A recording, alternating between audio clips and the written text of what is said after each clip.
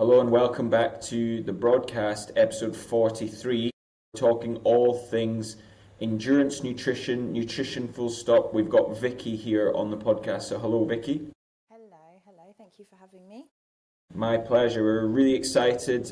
We've been sort of gearing up this last week just to talk about all things nutrition. Obviously what I do, we mainly do like running nutrition and things like this, but it was just more to get you on to get a really good sort of insight maybe into the wider world of nutrition. Really good to have you on, obviously, as someone who works with endurance athletes for their nutrition. And yeah, it's good to have you here. Yeah, thank you. No, it's good. I'm looking forward to answering some of the questions and hopefully clarifying a few things, because there's a lot of misinformation out there and there's a lot of nuance to nutrition for health and for sports as well. So hopefully we can kind of clear some of that up too. Yeah, I think probably like the social media world is like taken over completely, especially with just the ability to just say so many incorrect things and get away with it. And if you've got a few thousand followers, then someone can buy a course from you about selling some special nutrition plan. I think we briefly spoke about it before about people pushing potentially dangerous diets, fad diets and things like that, and it's just too easy to get lost into the weeds of misinformation and different things like that. And even as a coach myself and an athlete, I sometimes even get, you read something and you go, like it's so easy to get caught up in, some so wrong information. Do you not think so? 100%. Even, the supplement world, which is, really unregulated. I think this is one of the craziest things. People will fall into that trap. And again, same thing for me, I'll see something and think, oh, this looks good. And then I think I have to really catch myself and think, hang on a second. In the grand scheme of things, it's just a food supplement in some fancy packaging, and they've paid an athlete to plug it. So you kind of have to think a little bit more beyond that and actually think about yourself or the person as a whole, and this one particular supplement is quite unlikely to have such huge benefits. I mean, if it did, it would be on the banned substance list anyway. That's exactly what I say to everybody that I coach. I just think if it's not on WADA, then chances of it giving you some sort of extraordinary gains are probably very minimal. There's things that are going to be better for you and help you along your way, but there's going to be nothing that's going to be like a magic bullet and like ultimately your training and steady nutrition across a number of years and months is going to be better for you than, like, say, for example, the latest Shilajit product that someone's came out and said this is going to have unbelievable testosterone boosting effects because of this and that and some other sort of crazy thing. Like you say, some former Olympian pushes it. I wonder if it's maybe years and years of their training and insane genetics that maybe got them to where they need to be, and not taking a little spoonful of some herbal supplement for a few months. What do you reckon? Yeah, exactly. And you're completely right. Actually, anyway, like beyond all of this, it's not just about what that supplement says it has in there. Because it's such an unregulated industry, we actually don't really know what's in that supplement. It's not regulated in the same way as pharmaceuticals. I think people often fall into that trap. They think that, for example, this product might say it has 500 milligrams of ashwagandha in it, and you would think that it should because it says that, but actually it doesn't have to. The nearest thing you can do is to make sure that it's Informed Sport accredited or NSF accredited. But even then, that doesn't necessarily mean that it says it has what it says on the tin, and that also it's not adulterated with other banned substances or anything else that they can do. I think as well as being like Informed certified, it also needs to be third party batch tested, right? Like if it's going to be like, but even then, like, do you really know? Like, I'm not sure. Yeah, exactly. This is the problem, is we don't really know. And I don't know the statistics off the top of my head, but there are some research papers out there that have sort of taken food supplements off the shelf, tested them to see what's in there, and found that most of them, that part I can say quite confidently, is that most of them don't contain what they say they contain on the. And then things like pre-workout, which, okay, in endurance sports we don't tend to take as much, but these, if they're going to be adulterated with anything that's on the banned substance list, it tends to be the pre-workout supplements that will contain this.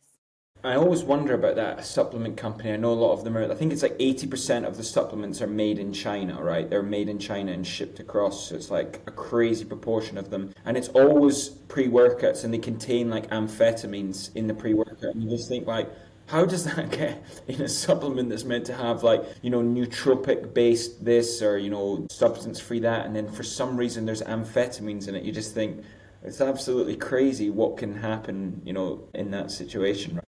Yeah, exactly. And that's why, some supplements are a little bit safer or more reliable, because we know that companies are finding it easier to kind of understand where their raw ingredients are coming from. But particularly, for example, a lot of the mushroom products that are out there at the moment, it's really hard to know where these have come from and also what they are mixed with. And you're right, when it comes to pre-workouts, yeah, they've found amphetamines in these. And there's two things that can happen, or there's a few, but the main two things are, it might be accidental, so where they're being produced, they might be producing other pharmaceuticals or something, and so they might not be cleaning the equipment properly. But when it comes to pre-workout, if you're a company, you want your pre-workout to have a really good effect so that people keep coming back. So if they just sprinkle a little bit of something in there that's going to keep people coming back, then they can and they will. But this is why it's really important, to look for informed sport but batch tested.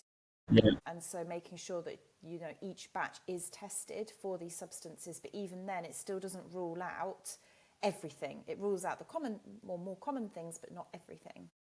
Yeah, it's a very fair point, and like definitely one that's worth making. When you're saying like, obviously we must hear horror stories all the time. Like I was thinking when you were talking there about, as endurance athletes we don't use this, but you'd be amazed the amount of questions that I would field. Like, and I don't try and embarrass anyone for it because maybe they don't know, but somebody who would maybe take some sort of pre-workout. Before there, I constantly try and push like a healthy agenda and try to get people to understand more about nutrition, but it's a constant sort of learning and experience, like getting that information to people, right? And sometimes you feel like you're not making any progress, and other times you feel like you are. What would you say would be like, what if you had any ones that are like really bad takes from endurance athletes, or like, is there anything you want to put into, I always say on this podcast, like room one of like, what do you want to take away, and if you could like sort of cancel something, what would it be? I'm going to be completely honest, and it's literally just go back to basics. Mm-hmm. Go back to basics. People don't do this. They get so caught up, and like we were just talking about, it is a lot of the marketing, and generally we like the kind of nuance of things, and this sounds interesting and new, it must be good. For example, there's a new broccoli sprout drink, I don't know if you've seen this, that's being plugged in the cycling world particularly, and it's basically blended broccoli sprouts, I think, with lemon juice and something else, maybe salt or something. Some sort of nitrate enhancer or something, is it? It's not nitrate enhancer, but it's actually from the same site. It's from the same research team that came up with this and gave the understanding around that. It's to do with a different compound within the broccoli sprouts. But we can get so caught up in this. But I'm just saying, just take a step back. Mm-hmm. What is your overall diet doing? Are you actually fueling your workouts properly? Are you eating at the right times in the day?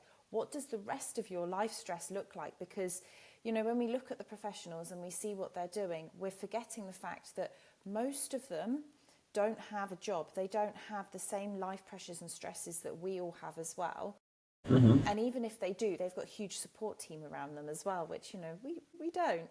Yeah. And so I think that I have to say is, don't get caught up in the latest fad. And even if it's someone with lots of followers or someone that's very successful in their running career, just because they're plugging it doesn't mean it works. And this is another thing I'm really hot on, is just because it worked for your friend, it doesn't mean it will work for you. Yeah.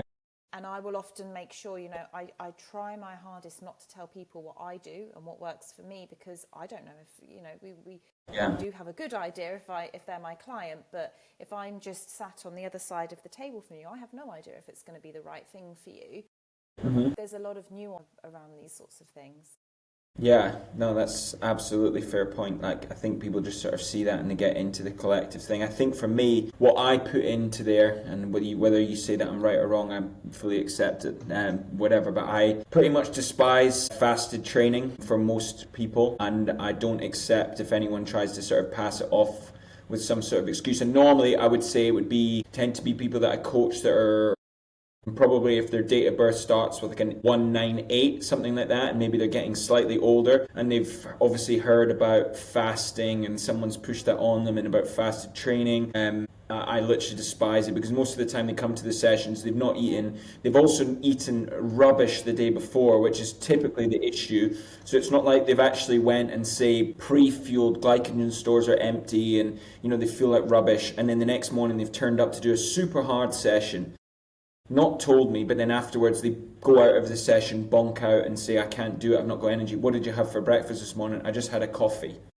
And I just think, well, for me, that goes straight in the bin, because you're here to try and become a better endurance athlete, a better overall, push your boundaries overall. You're not trying to, you're not trying to win like Britain's Next Top Model, or like drop, a couple of dress sizes. Like, you want to fuel for performance, or what do you want really?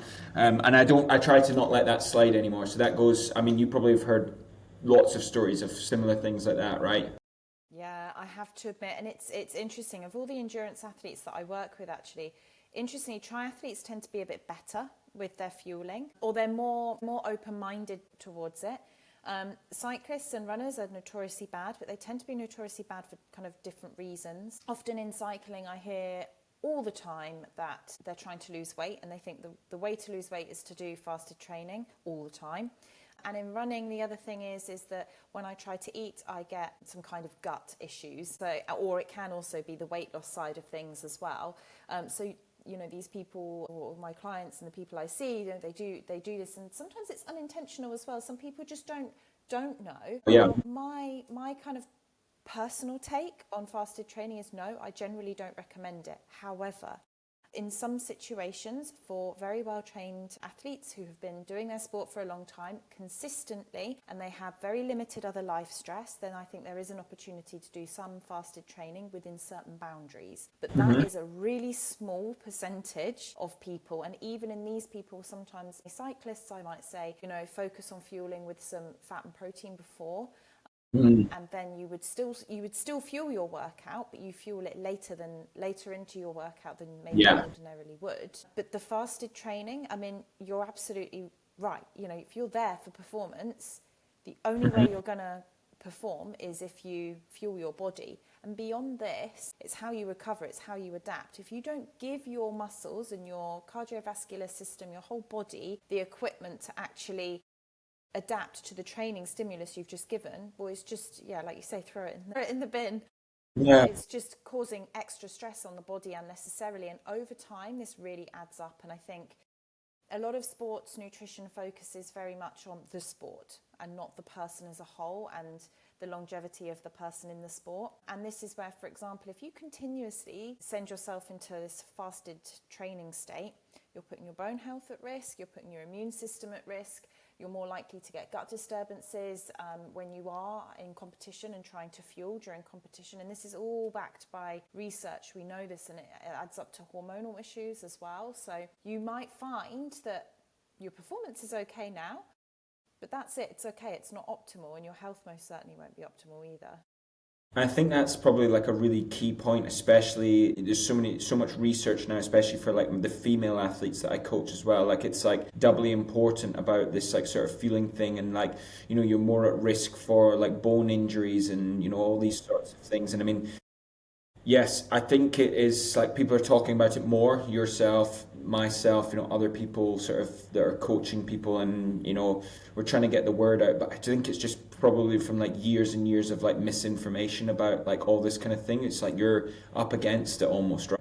Yeah, exactly. And I think because intuitively it doesn't make sense in a way. Some people think, well, if I eat more, then I'm going to put weight on. I'm like, no. Honestly, my clients, when they work with me, I'll say, you will eat more, but you will eat more of the right things at the right time. And this is what's important, because your body is a different kind of machine, for want of a better word, whilst you're training and just after you're training. You use your fuel in a very different way. And I think especially for female athletes, we've kind of fallen into this kind of quite fancy trend of, let's like train to our menstrual cycle. We need to know about the phases and things. And this might be true in the future, but right now there's not, I would argue personally, there's not enough evidence to support that compared to the fact of just fuel your training properly from the get-go. Then once you've nailed that, then you can start to understand a little bit more about the phases of the menstrual cycle and how this might be influencing your performance and your fueling. But from just, again, go back to basics. Are you actually fueling the right way at the right time with the right things as well? Absolutely. I spoke about this on here a few episodes ago. I listened to a really interesting Science of Sport podcast. I'm not sure if you're familiar with this podcast, where they had two of the female leading researchers basically about the training around the menstrual cycle and all this sort of studies and stuff. And it was just absolutely like so eye-opening for for me. And it's basically any training that I've ever had on this situation, like on this subject, has been basically entirely wrong. And I'm thinking, like, obviously only going out and educating myself further have I like realized that what I've been told is potentially wrong about these like about around this training. And these people are obviously, again, they're probably really banging their head against the wall trying to sort of let people know that maybe a lot of the information they've learned over the years about sort of intuitive training around cycles and all this stuff, maybe they don't know what they're talking about, or have just been told wrong information. Yeah, you're right. And I think we live in such a data-driven world, and we all have these wearables, and we want to check our HRV or whatever trackables you're using, your Whoop and all the data on there. Sometimes we've just completely lost our connection with how we are feeling. And so I think there are probably people out there who, yes, really do notice a huge impact across the cycle, and there are other people who find it less. And I also feel that it depends on your age as well. So when you're younger, you might sort of get away with it a bit and not notice it. But as you get a bit older, then you find that it does have more of an impact.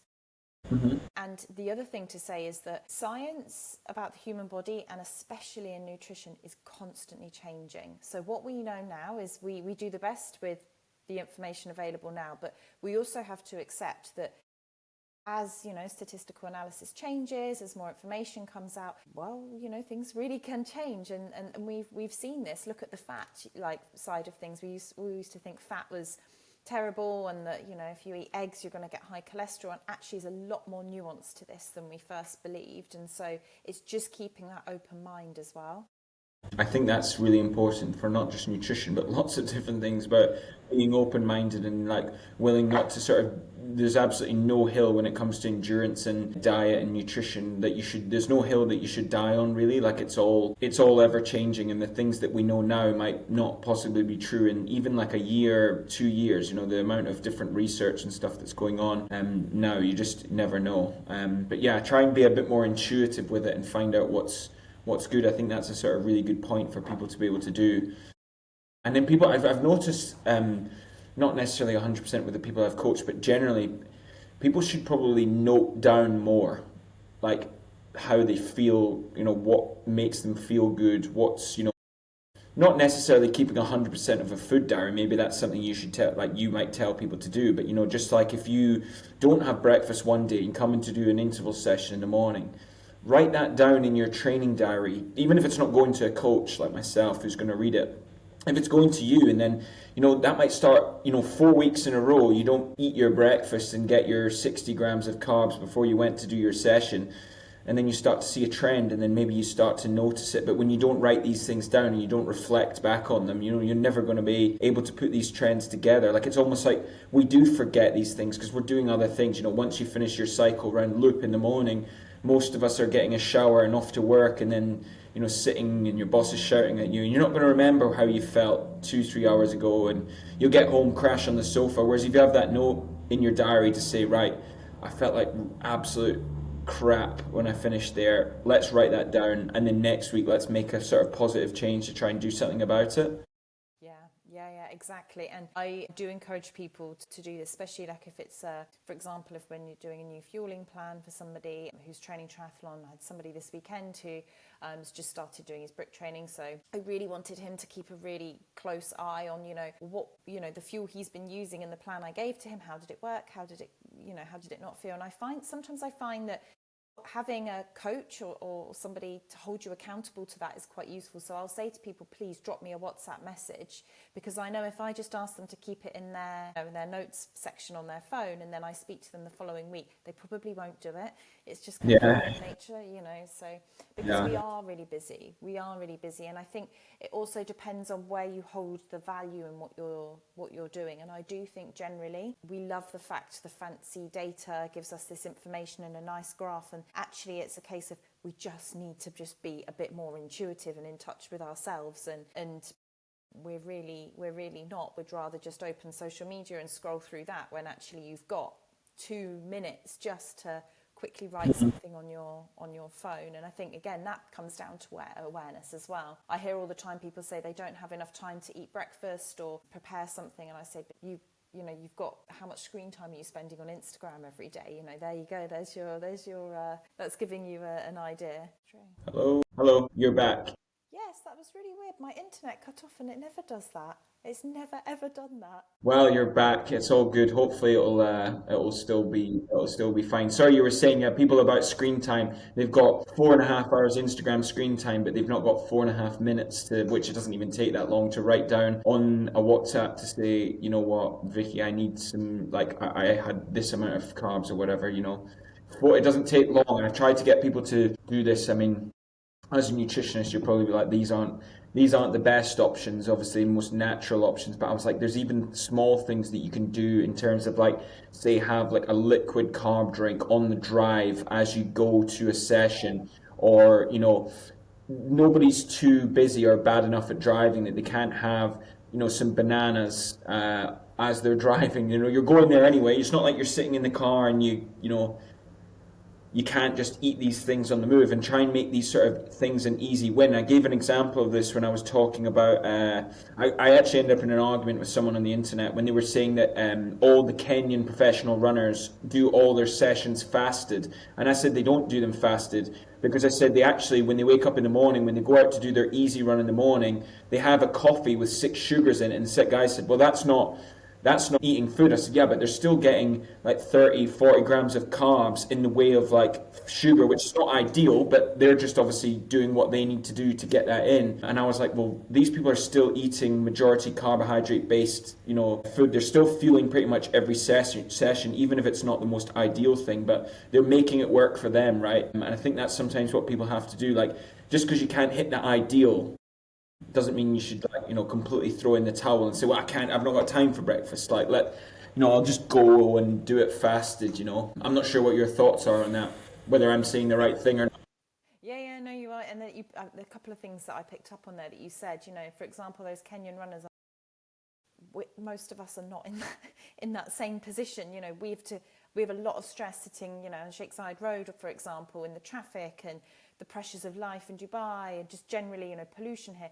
That's completely different to somebody who's, living at high altitude in Kenya. And exactly, they are still fueling, and actually the quality of their overall diet tends to be much better as well. Their genetics are completely different. So you can't even draw a comparison there, really.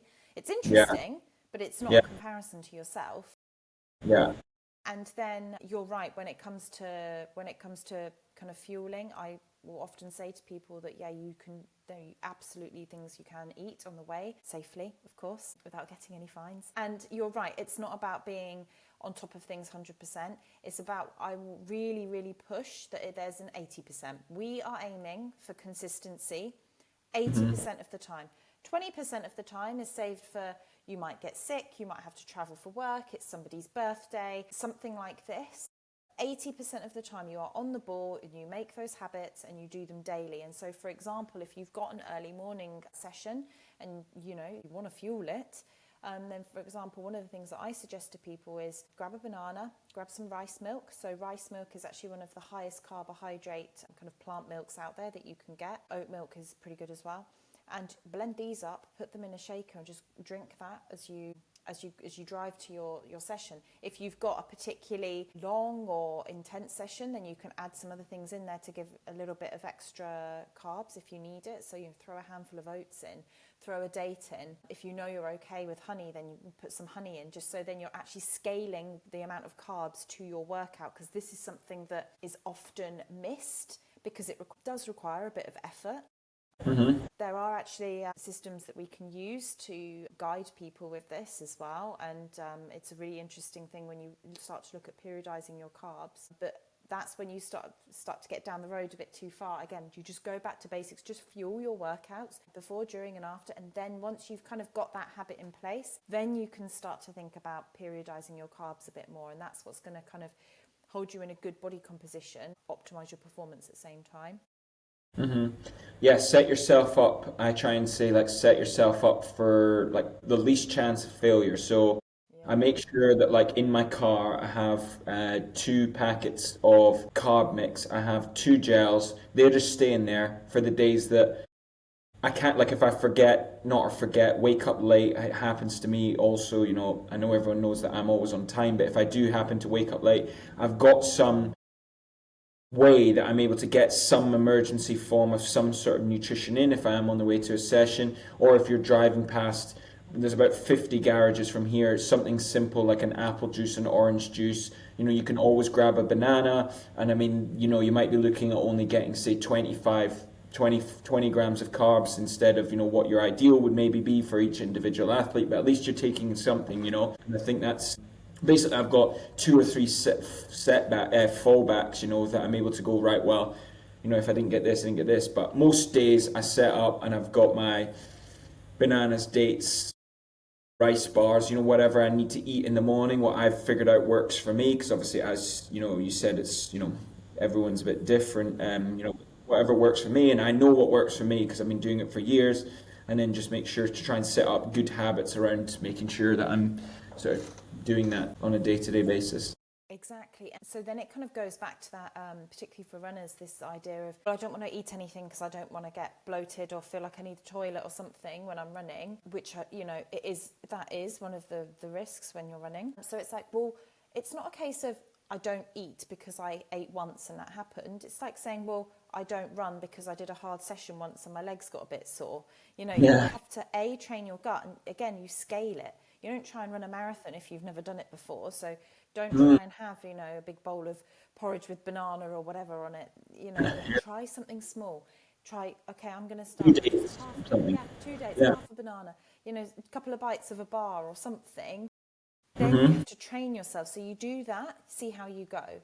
Then you start to, again, you scale it just like you would when you're training your legs, and your cardiovascular. You would go run 42K straight off the bat, right? I think so. That was our most on our. We're going to go into a little bit into the questions from the community of all the people who've asked you questions, and that was our most requested question. What do I eat?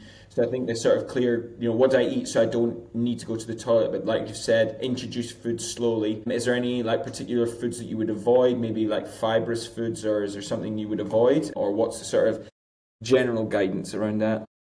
Yeah, so like I say, it is a real risk, and it's really individualized. So I would say before you even start thinking about that session and what to have, zoom right out and look at your gut health as a whole. If you're somebody who tends to have a more sensitive gut in the first place, why is that? And so it's a case of, sometimes you might need to work with a nutritionist, so then they can help you to establish why and how to support gut health as a whole.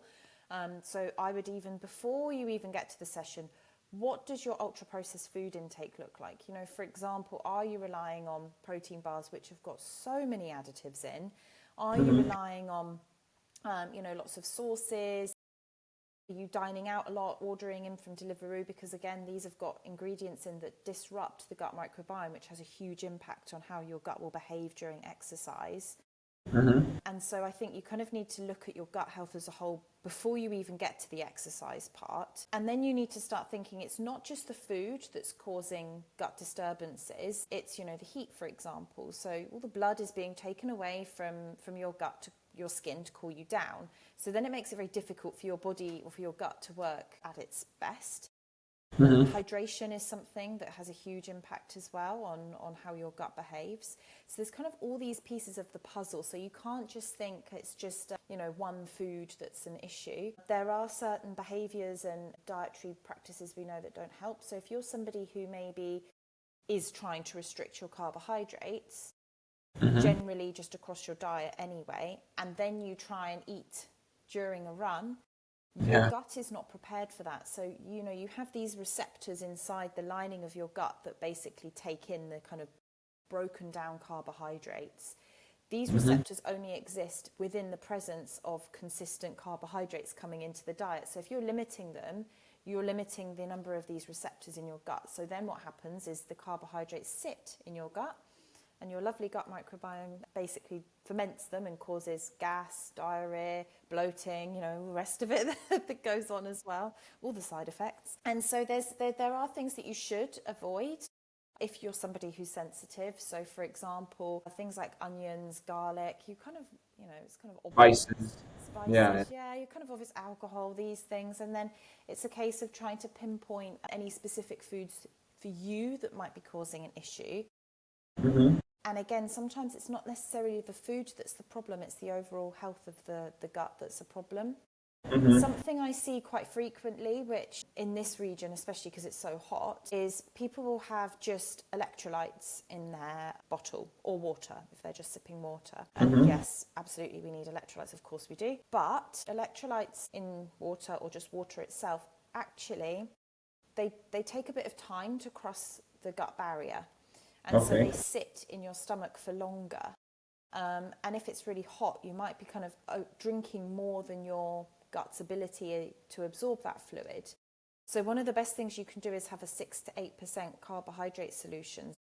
This isn't Yeah. your, like, when you look at your packet, it will tell you often to put more than that in. Hmm. Because you're thinking of it from a fueling perspective, but actually from a hydration and a fueling perspective, 6 to Hmm. 8% is perfect. So if you've got a 500 ml bottle, Teaspoon of sugar. so yeah, 40 grams of carbs in there. So like whatever brand you want to use, you Yeah. want to make sure that that's 40 grams of carbs within a 500 ml Okay. within a 500 ml bottle, with your electrolytes as well. And And that'll that's, lead for greater absorption. yes, exactly. So then the fluid is not sitting in your stomach for as long, it's actually being absorbed. Hmm. So that, and it gives you a little bit of fuel that's not too much. It's giving you Hmm. your electrolytes as well. And the other thing I quite often see in runners, and in cyclists as well, is inconsistent fueling. So they'll be like, oh, I'm not going to have anything for the first hour. Oh my God, suddenly I'm so tired, I better take like 2 gels in 20 minutes, and then, ooh, I feel like I'm not very well. Hmm. And some brands are better for people than others. You can go into the real nitty gritty details, but that's when it becomes a little bit more individualized. Hmm. Some brands tend to have less additives than others, because ultimately sports products are ultra processed foods. They do disrupt the gut to some degree. That's why I will really tell people, think about the workout involved, the duration and the intensity, and fuel according to that. Sometimes you can use real food. There's no reason you can't. If you're doing low zone 2, very nice and steady, then actually using some real food can be better than trying to use gels all the time. If you're doing intervals, well, I wouldn't try and eat a banana or any rice cake or anything like that. It's a bad idea. 6 dates before an interval session. Something. No, too much fibre, yeah. So you want your white carbs, really, definitely, if you're going to eat real food. Yeah, yeah. So exactly. So fuel for the performance for the training session that you're going to do. I always tell people, like, don't be afraid if you shit yourself. Then it's fine. The first time it happens, then you're over it. It's not actually that bad. You just like if you try it and then you've got stomach issues. If you're doing it every time, but like and then never to eat that thing again. But I Yeah. mean, I've honestly done it wrongly and I've done it rightly. I've done the sort of the good and the bad. So I'm just like I know what works for me now and I know what doesn't work for me. So like I just try and sort of cut out those variables and like if I go and then say for example decide the night before to eat a pad thai or something really spicy, then I know that I'm gonna pay for it the next day and I'm gonna have issues. But I know that because I've done it before and it's like people always act surprised or something when they have these issues the next day. And I'm like, well, what did you have last night? Oh, well, we went and had this like extremely fatty something something, or I had, a Domino's pizza that was like actually 2,500 calories and about 140 grams of fat or something, and whatever. I'm like, well, you're obviously going to pay a price then. Like maybe note that's the kind of thing you're going to note down. Whereas if you actually went last night and you had some fish, some rice, some vegetables, fueled for the performance you need the next day, you probably wouldn't have that issue. But like, it's obviously just getting people to acknowledge it and like helping people get there to get the answer themselves, you know.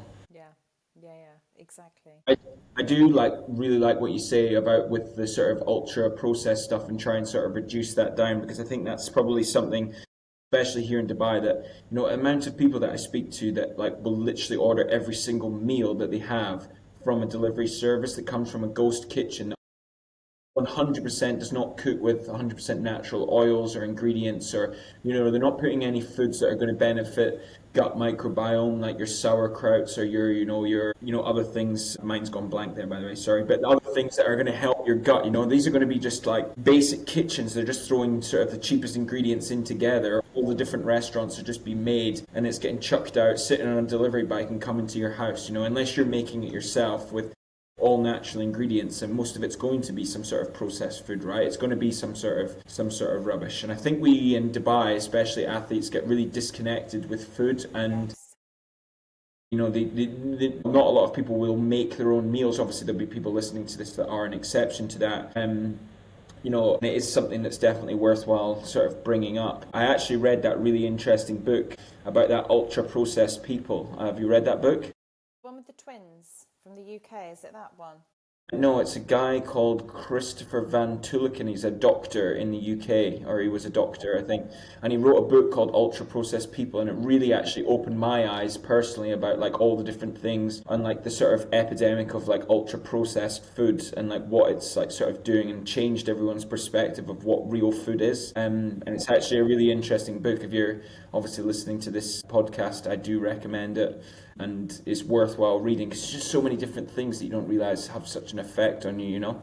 Yeah, exactly. And when you're talking about books, I'm really sorry, I can't remember the name of them, but there's two really famous doctors in the UK who do a lot for the BBC, and they actually wrote That is it is them. Yes, yeah, yeah, yeah. And so they're identical twins, so their genetics are exactly the same. Yet one of them is obese and the other one isn't.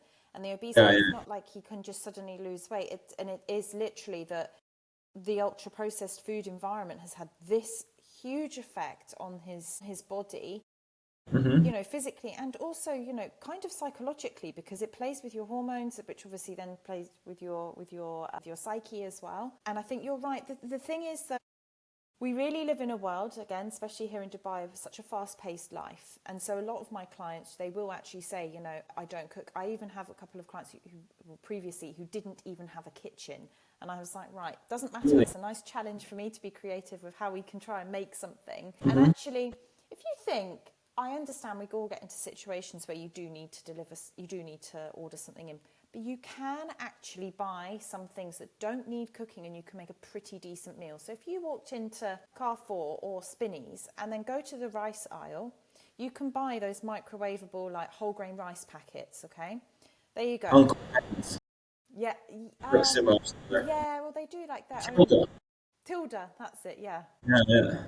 And okay, they've got a little bit of oil in there, a bit of salt, but it's much less than if you ordered in. And so Yeah. if you picked up one of them, pick up some rockets, some tomatoes, pick up a tin of tuna, suddenly you've just got a meal that you just open the packets, you put the things on your plate. And if that, it's about building, again, like you said earlier, it's that if-then habit. If I Yeah. don't have time to make a proper meal, then I go to the supermarket and I buy these 4 things to make myself a meal that is better than scrolling for ages trying to find a discount on Deliveroo, wasting my time there, then sitting on the sofa looking at social media when you could have been cooking something. And Yeah. so it's an uncomfortable truth, but it is the truth. Yeah. And so I think it's if you do take yourself seriously, your health and your performance seriously, then you can carve out a little bit of time. I'm not asking you to maybe cook to the degree that I do or maybe you do, but there is absolutely opportunity there. And then it's a case of understanding, if you do have to deliver in or you have to order in, what do you choose? And you have those 3 options and you pick them every time. And so if you have to go for that, then those are your safe bets, really.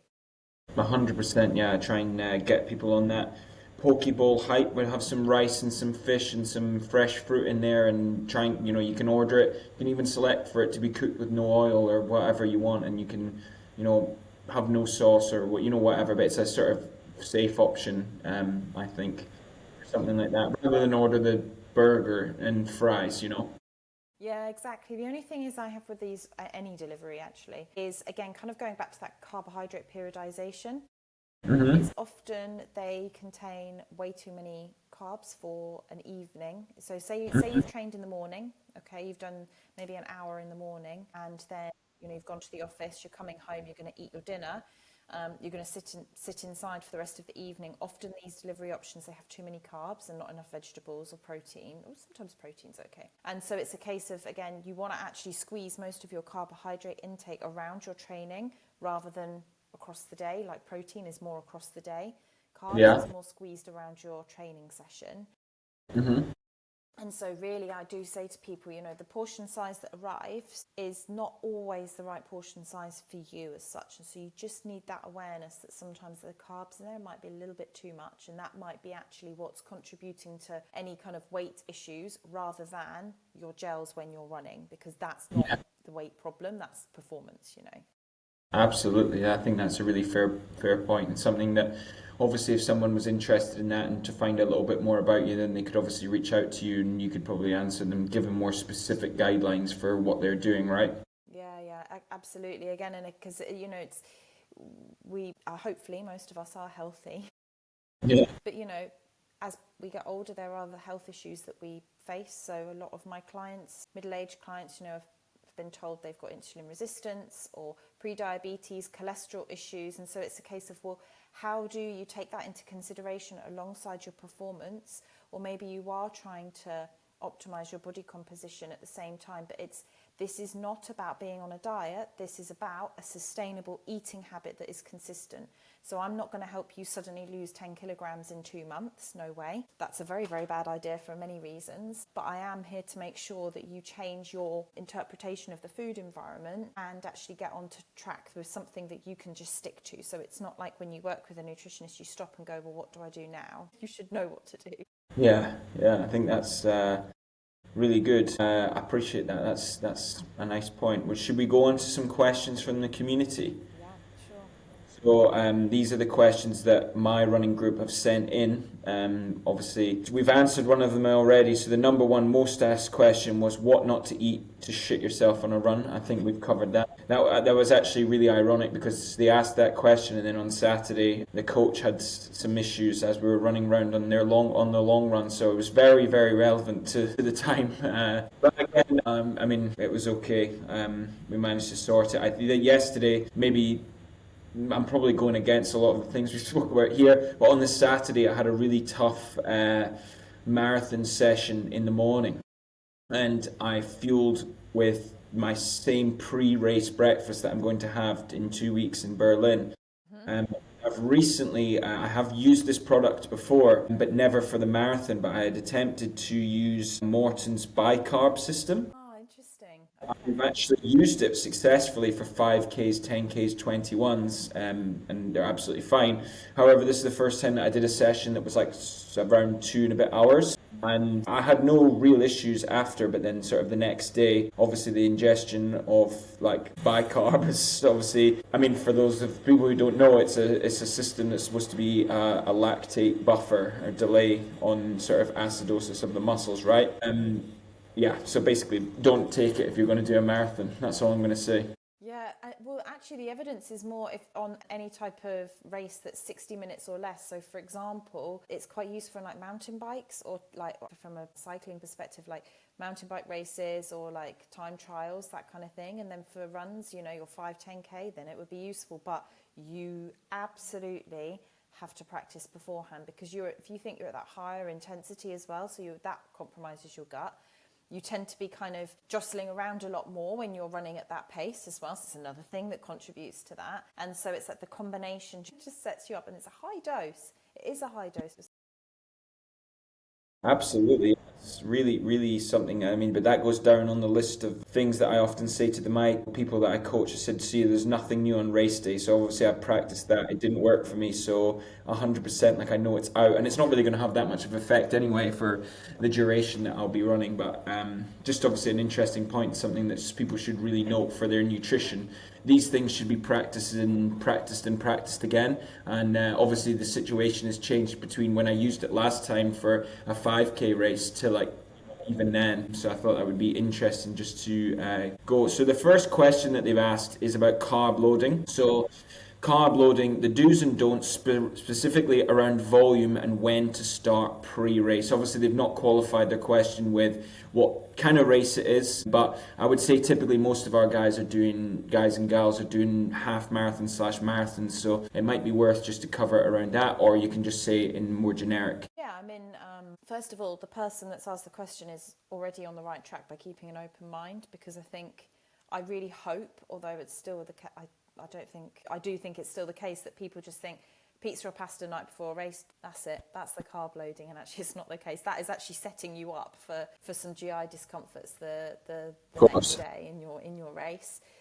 So really, if it's a 5K, you don't need to be carb loading for this. You're probably not really for a 10K either. You just need to have eaten properly the day before and not decided you're going to fast or something. When you start to get more into like your kind of half marathon, definitely marathon, ultra marathon, this kind of thing, or multi-day events as well is really important, then yeah, carb loading is important. Actually, carb loading should start really about 3 days before your event, so it's much sooner than people think, and it is, again, it's about consistency. So you are increasing the carbohydrates of your meals and snacks across the 3 days. It's not like I'll have a normal breakfast, I'll have a normal lunch, and have a huge, massive dinner. It's a case of, okay, I'm going to have my normal breakfast, but I'm also going to have an orange juice as well with my breakfast, because orange juices are quite a good way of getting in some extra carbs, or a couple of extra spoons of honey on your porridge.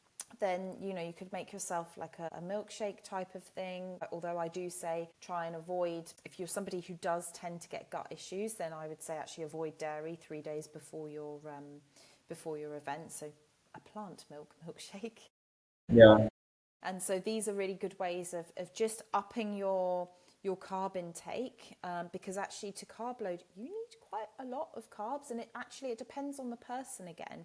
It depends on what pace, for example, were they going to be running at? How well trained are they? The size of them as well. Because if you're a smaller person, your ability to store glycogen, which is what you're doing. So the whole point of carb loading is you're trying to fill your tank of glycogen, but everybody has a cap. Just like, your car has a cap of how much petrol it can store. If you're a bigger person with more muscle and you're well trained, you have a much greater capacity to store glycogen than, say, a smaller person who's only been running for a few months. So once you go past the topping up of the tank, you just start to store it as fat if you're not moving around anyway. And so really, you kind of want to be aiming, it depends on the person, but somewhere between kind of 5 and 8 grams of carbs per kilogram of body weight per day.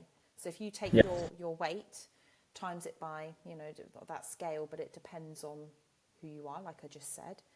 That's going to give you your grams that you need to be taking in per day across the whole day for those 3 days. A little bit more the day before your race, but again, it depends on, who you are and what you're doing, and generally what your intake is like as well. The thing I would say is, this is a time that you do want to kind of forget about the healthy carbohydrates. So you might not be necessarily reaching for your buckwheat and your quinoa and things, because you're trying to reduce your fiber intake. So here is your opportunity to eat, some white rice instead, white bread, but still reasonable quality. It's not going to the extreme of saying, I'm going to go and have a McDonald's and a massive Coke and an ice cream, because, like we were just saying, these things can actually trigger gut discomfort. Absolutely. I think that's really good, and that's just I'm glad to hear that, because obviously that's generally what I tell people. Obviously, there's some people that are more well trained. Is that bad English? I don't know. What would you say? Better trained. trained. Trained, or they say maybe are really pushing the limits about what's physically possible, and they might have higher carb consumptions, or like you say, they might be bigger, so someone might be sort of at the upper end of the scale of that. And I think one of the major things that I see is the issue with some of the people that I coach is I will say to you, okay, you're 80 kilograms and you're X this, and I want you to aim between, say, 6 and 8 grams of carbs or body weight. And then I tell them, okay, that is I'm going to do bad maths here, 360 grams for a 60 kilogram person, right? 360 grams. Something like that. My my maths is terrible. I use a calculator. Exactly. Use a calculator, do it correct. Anyway, I'll tell them, and then they'll look at that, and I'll say, this is the equivalent of this. Obviously, it's split across the day, but then their brain immediately goes to a bowl of pasta. How much pasta is that? And I'm thinking, no, you need to, split that across, say, three main meals plus two snacks, and if you're able to get those, for example, exactly what you said, where you say you can have your oats, you can have a large glass of apple juice with it, and then there's, 40 to 60 grams, and then you're having a banana and something, maybe a couple hours later for lunch, you're having sort of carbs, based, thing there, and then you're adding it in throughout the day. I think that's something that people just automatically think, oh, I'll go to a restaurant and I'll get some plain pasta, and, it's basically overeat in one sort of meal, and then they get the gastro issues. So I think that's really, really fair point, and something that people can definitely do that. So this next person, I think this actually might have been the same person, says not necessarily to do with carb loading, but should you increase calories the day before the run? So I'm obviously interested. I'm wondering if there maybe we can sort of split up to increase calories. Do they mean increase carbohydrates, or maybe what's your thoughts on that if you're going to do like a long run the next day? So if you're going to do a long run the next day, yeah, calories obviously are your carbs, fat, protein and alcohol, but please don't use that as a fuel. The fueling tactic is not very sensible. So it's your fat, carbs and protein.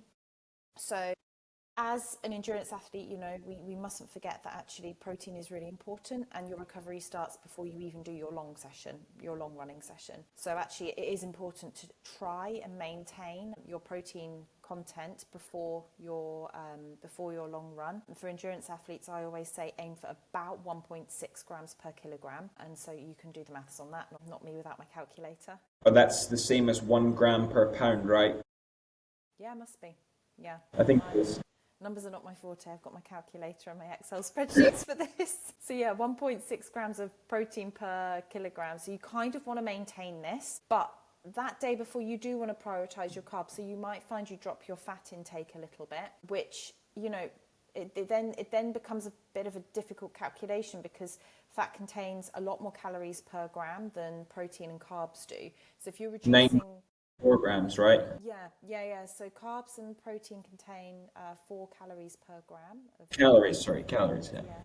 And then fat contains 9 calories per gram. So it's a lot more. Now, yes, you burn fat when you're doing a long run, but you're burning fat that's stored inside you. You've got thousands of calories worth of fat stored inside you. So you don't need to kind of pre-store your fat or anything. Yeah. So you would want to, the long day before a run, yes, your calories probably will increase a little bit because you're going to be eating more carbs.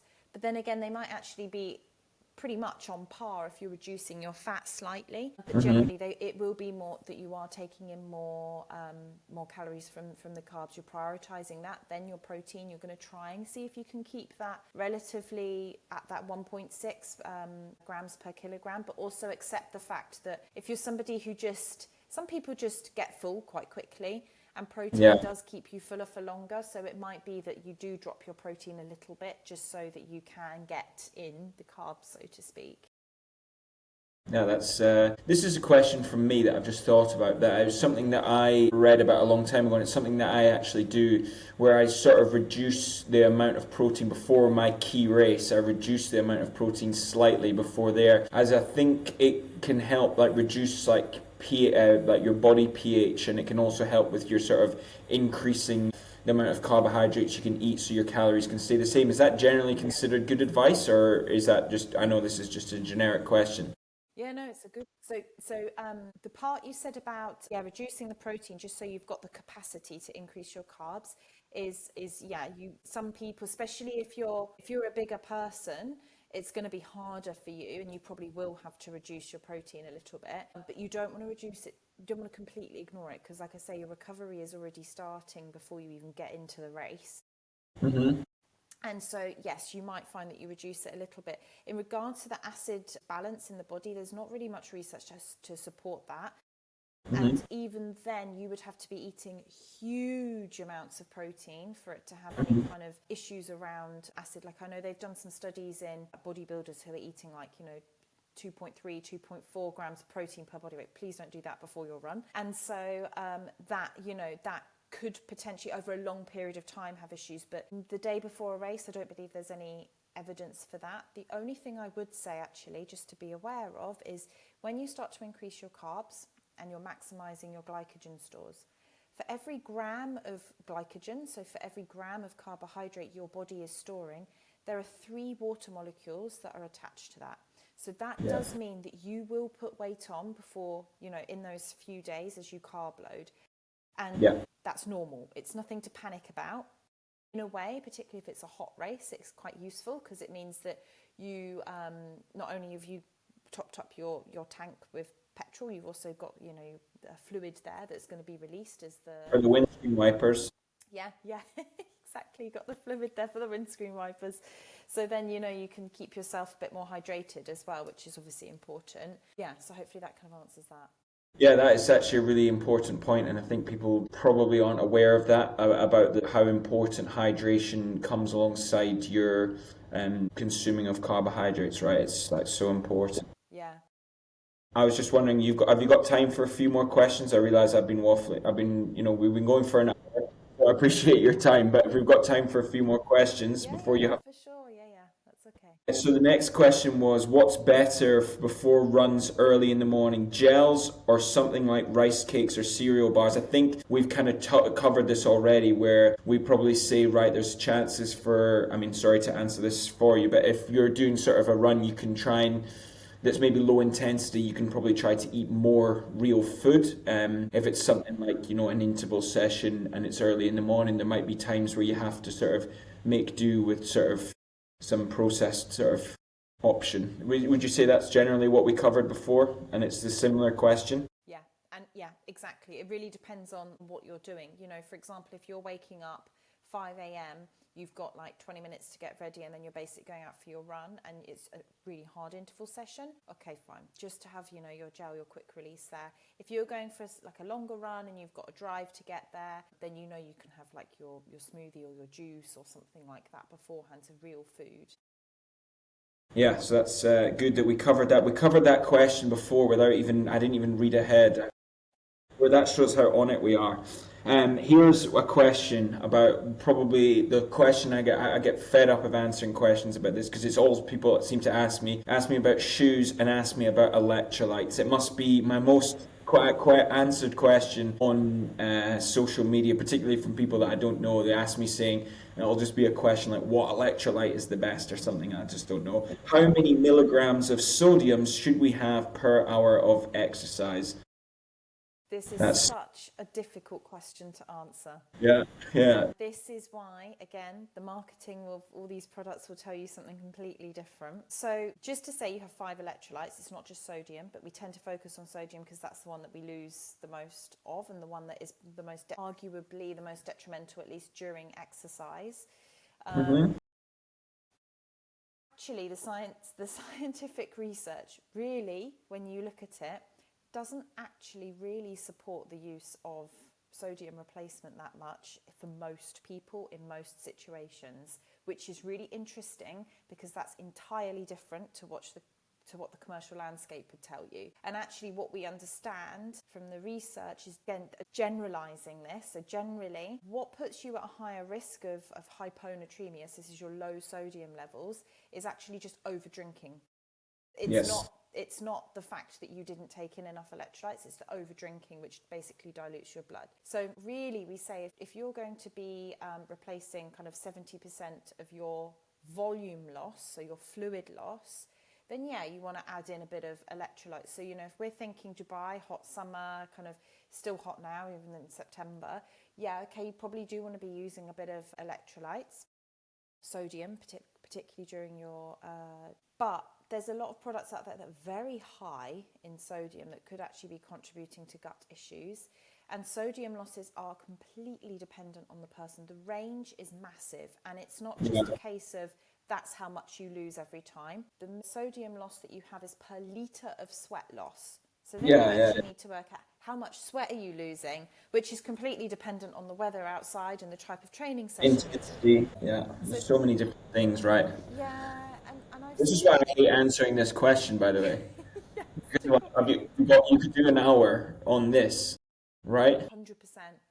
I actually worked on a project last year where there were some people that were crossing. They were doing 700-kilometer walk across the desert here in the UAE, and I had to work on the hydration plan for it for 30 days. They did this in a month, and it was just a nightmare trying to navigate through the research and then the actual realistic practicalities of things and the individualized need of each person. And Yeah. so I know that there are these pieces of equipment available now which say they give you like a live, Yeah, they it's like, sell them at the bike shop, actually. I've seen them. yeah, and it's fancy. I'd rather Yeah. you just went to sleep earlier. I think that's going to have a bigger performance benefit than knowing what your live sodium loss is, really. And actually, practically, I just can't see how practical it really is in a race situation. You're not going to be looking at this and going, oh look, I've lost this, now I have to calculate what 50 to 60% of my sodium loss and replacing it, and it's just not practical. So I do say, go right back to basics. How do you feel? Because it's not just how you feel during that session. How do you feel in the afternoon? Are you finding you're sleepy, you can't concentrate, you're just generally feeling a bit rough? Cramping is not a good reflection of what your sodium levels are, because we all think that, I've got cramping, I needed more sodium. Hmm. Doesn't really work like that, actually, in No, I reality. think studies have shown that cramping, the majority of cramping comes from excess muscle fatigue, and basically, or like lack of carbohydrate fueling at the source, right? Not electrolytes, which obviously most people, uh, tend to think, right? I hope I've got that right. That's Yeah, normally yeah. what I say. Yeah, exactly. And I think that's really important, because often you'll hear people anecdotally, they will say, oh yeah, I just had just had a couple of quick salt capsules, or I had a bit of electrolyte and I was better in 5 minutes. But just think about that from a biological point of view. If you've ingested it, it's not suddenly gotten to the right part of your cells within 5 minutes. It doesn't work like that. There might be another mechanism going on, and that's why there's things around like pickle juice, for example, that kind of they basically sort of shock your nervous system so that your body kind of forgets to cramp, and that's how they work. And that's why you get that immediate effect from them sometimes. And then like the heat, exhaustion, that kind of thing is what's causing the cramping. But yeah, when it comes to sodium replacement, I do use sodium replacement, but I think, again, this is from my personal experience, not necessarily for everybody. Yes, electrolytes had an effect, but the biggest thing for me was making sure I had that 6 to 8% carbs alongside my sodium, which meant that I was actually absorbing that sodium at a useful rate rather than it just sitting in my gut. Yeah. That I really found made personally a biggest difference. And I think working with clients and things, that's what they're telling me as well. Yeah, that's definitely one that question was actually asked this morning and not sent to you before. But one of the questions that was asked is that what one thing can I do? So obviously that will be a direct suggestion going into back to the person who asked it about what they can do to maybe change it. I have looked into this a lot because I mean probably like yourself, where I mean, you're a lot more up to date on the nutrition stuff than I am, but I spend all my time like looking at like studies and like research and like what's super interesting. And something I've never really found that the data that anecdotally I feel that this is like the case, which obviously doesn't mean a lot in the grand scheme of things. But I wondered if you'd ever come across anything where I have questions around like electrolyte balance, where when you tend to have electrolytes, I find like the body is like a homeostasis machine. It wants to go back to neutral, right? You have X amount of electrolytes. I feel like the next day, sometimes I can feel like I've overcompensated, and sometimes I feel like worse the next day. And that's actually a question that someone asked me this morning. I said, I've researched this, and I don't think there's any. I don't think nutrition companies, they're the ones who are mainly funding most of these research and studies, they're not going to come out and say these products are going to cause you the next day to feel like you've got bad balance of electrolytes. Have you ever come across anything like this? And do you understand what I'm trying to say? I'm not sure if I've made myself just confused. No, I completely, yeah. No, you're right, and you're absolutely, you're blood sodium levels, or your plasma sodium levels, they have to be held within a really tight, homeostatic, so kind of balance basically for your body to function properly. And your body will do everything within its capabilities to make sure that that range is held. Which is why, your kidneys have a role in obviously filtering out sodium, but that's why if you have too much sodium, again, the research has changed a little bit on this, and this is a completely separate topic, but sodium can have an effect on blood pressure and increasing blood pressure. But it's a little bit more complicated than we originally thought. And so, for example, again, like calcium, if you're not obtaining enough from your diet, or there's some issue there, then you will just draw calcium out of your bones so that your blood levels remain consistent. And it's quite extreme, but it does, it can happen. It's over time. And so, these companies that, they're not bad, it sounds like we're conspiring against them. They're not bad, they are there, but they are also there to make money. They are a business there to make money, and so of course they're going to try and plug their product and lead you into believing it works. And the other thing is, especially with food supplements, is and when I say food supplements, I also am talking about gels, carb powders, etc., is the placebo effect. And sometimes I just bite my tongue if somebody comes to me and they say to me, this product categorically works. I'm not going to argue with you. If you really truly believe it works, and as long as it's not harming your health or doing anything else strange, just continue, because the placebo effect is actually really strong, and there's some very interesting research. There's a book out there, I can't remember the author, I'm afraid, and it's called The Woo-Woo Effect, and it's quite interesting. And he talks about one study where they basically had, the randomized controlled trial, so nobody knew what was going on and this kind of thing. One group got given some red sugar pills. One group got given some blue sugar pills. They weren't told what they were or anything. And then they asked them to score their energy levels and their calmness or relaxed state. And the ones who took the blue pills said they were more relaxed, whereas the ones who were the red ones said they had more energy and felt more hyped up. And literally the only difference was the colour. There was no other... I mean, founding factor of the colour might be having an influence, that the actual ingredient. It's really interesting. If you really believe something is doing a certain thing for you, if it's not harming you, then okay, carry on. No, that's a fair point. Yeah, if it's having an effect, it's having an effect, right? Regardless if it's if it's not having a bad effect, then just keep going with it. That's good. We've got our last question here before we let you go and back into helping the rest of your clients with specific nutrition worries. But this last one is running/exercising on an empty stomach wrong, which we've touched on, and how do you maintain running volume during Ramadan fasting? So this is maybe more of a question for myself to answer, and it's something that I obviously face every year with the people going through Ramadan. But just to obviously go, first of all, would you say that you couldn't say categorically that running or exercising on an empty stomach is wrong, could you? Yeah. To interject at that point there, I thought about this at like 45 minutes ago, but I was going to ask you, but then I forgot.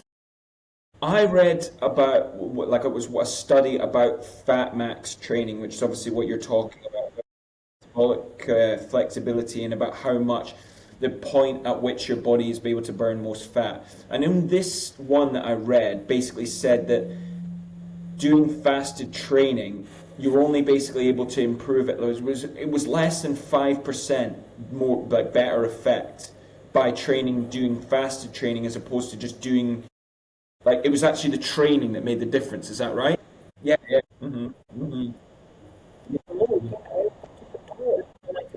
Yeah.